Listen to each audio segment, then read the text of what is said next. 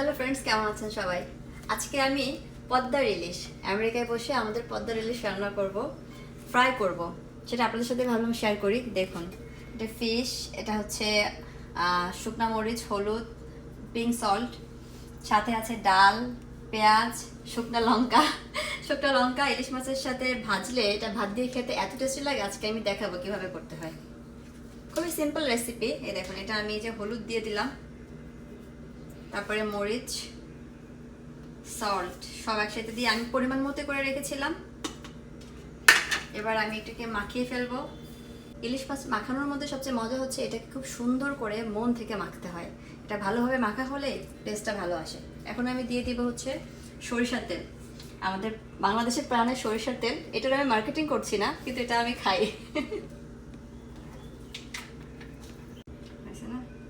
আমি তেলটা দিয়ে দিলাম। এবার আমি মাছ একটা একটা করে ছেড়ে দিব।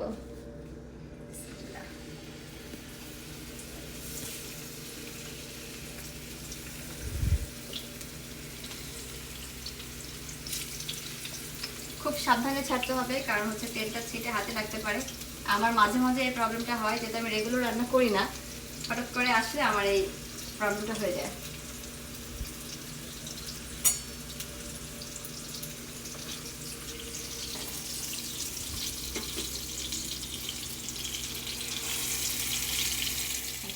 ফ্রেন্ডস, আমার ইলিশ ভাজা অলমোস্ট শেষ, এখন নামিয়ে ফেলছি। দেখা কত সুন্দর দেখতে হয়েছে। খেতে অনেক সুস্বাদু হবে মনে হচ্ছে। ওয়াও। এখন আমি ভাজবো শুকনা লঙ্কা। এটা সবচেয়ে মজা হয়, ঝাল যারা পছন্দ করেন তারা এটা খেয়ে দেখবেন ভাতের সাথে।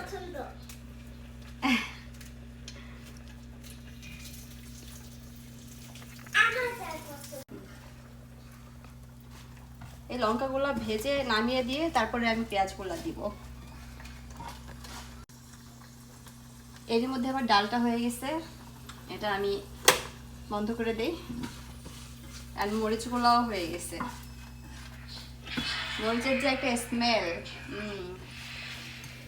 ঝাঁঝালো।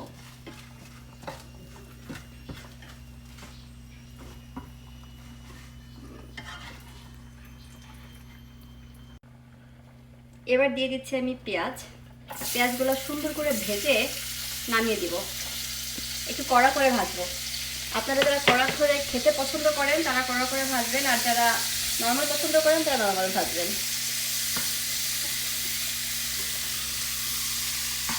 আমার এই রেসিপিটা ট্রাই করবেন যদি।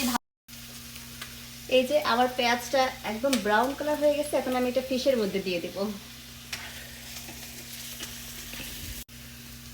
এই যে অনিয়নটা দিয়ে দিলাম। এটা আমার ইলিশ ভাজা শেষ। খুবই আমি, চলো এবার খাই।